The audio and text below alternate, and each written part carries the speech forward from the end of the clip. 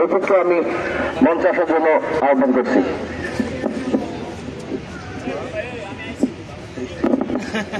বিসমিল্লাহির রহমানির রহিম।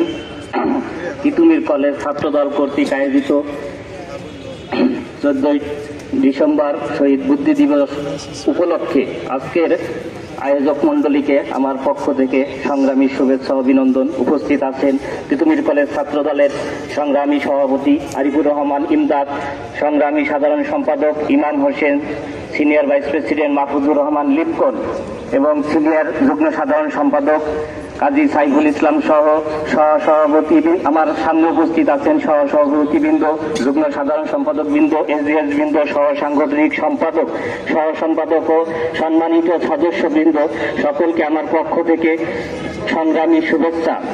আসলে আজকে আমরা যে দিবসটার জন্য আজকে উপনীত হয়েছে এই জায়গা, আমরা কিন্তু কথা বলতে গিয়ে অনেকে কিন্তু লাইনচ্যুত হয়ে যাচ্ছে, বিভিন্ন সংগ্রাম বিভিন্ন বিষয় নিয়ে আসছে। আজকের বিষয়টা আমাদের গুরুত্ব দেওয়া উচিত, কেননা আজকের এই দিনে 1971 সালে 10 ডিসেম্বর থেকে 14 ডিসেম্বর পর্যন্ত যে হত্যাটা হয়েছিল, এটা পাকিস্তানি হানাদার বাহিনীর পরিকল্পিত হত্যা।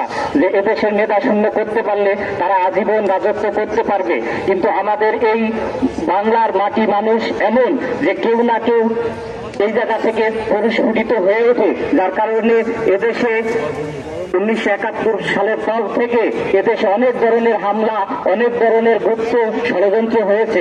আমাদের বাংলাদেশ জাতীয়তাবাদী ছাত্র দল এবং বাংলাদেশ জাতীয়তাবাদী দল বিএনপি সকল সংগ্রাম সকল জায়গায় সমানভাবে অংশগ্রহণ করে এটাকে প্রতিহত করেছে এবং আমাদের বিগত স্বৈরশাসক যে নীল নকশাগুলো করেছে বারবার, সেই নীল নকশাকে কিন্তু আমরা বাংলাদেশ জাতীয়তাবাদী ছাত্রদল এবং বিএনপির অঙ্গ সংগঠন সহ সবাই সবসময় প্রতিবাদ করেছেন এবং এই প্রতিবাদে ছাত্রদল সবসময় সম্পূর্ণভাবে অংশগ্রহণ করেছে। যার কারণে আমাদের এই দেশটাকে নিয়ে একমাত্র শহীদ জিয়াউর রহমান যেভাবে স্বপ্ন দেখেছে, আমাদের তারুণ্যের অহংকার তারেক রহমান দেশের বাহিরে থাকে, দেশপ্রেমটা কি এটাকে দেখে আমাদের বাংলাদেশের মানুষ কিন্তু এখন উজ্জীবিত হচ্ছে।